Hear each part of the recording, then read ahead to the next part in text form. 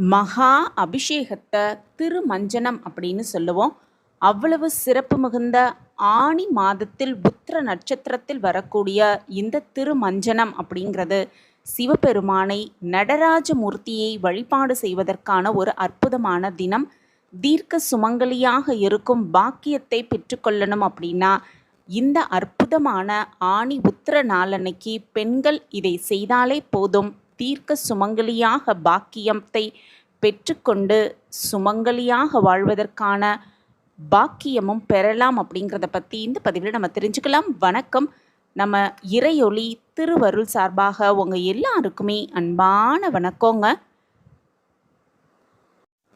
சிதம்பரம் அப்படின்னு சொன்னோனையுமே நமக்கு நினைவுக்கு வருவது என்னன்னு பார்த்தோன்னா நடராஜ பெருமானை தான்.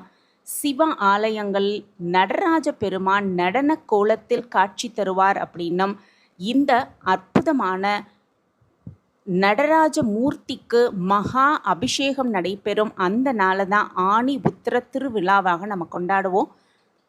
சித்திரை மாதம் திருவோண நட்சத்திரத்தில் கனக சபையில் மாலையில் அபிஷேகம் நடைபெறும்.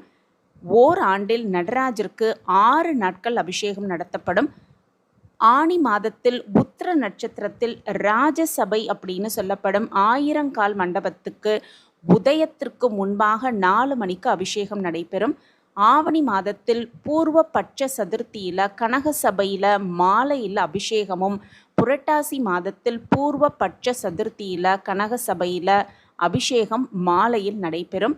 மார்கழி மாதத்தில் திருவாதிரை நட்சத்திரத்தில் ராஜசபை அப்படின்னா 1000 கால் மண்டபத்தில் 4 மணிக்கு அபிஷேகம் நடைபெறும். மாசி மாதத்தில் பூர்வ பட்ச சதுர்த்தியில் மாலையில் அபிஷேகம் நடைபெறும். இந்த அபிஷேகங்கள் நடைபெறும் பொழுது நடராஜ மூர்த்தியை தரிசனம் செய்து வழிபாடு செய்வது அப்படிங்கிறது ரொம்ப ரொம்ப விசேஷமானது.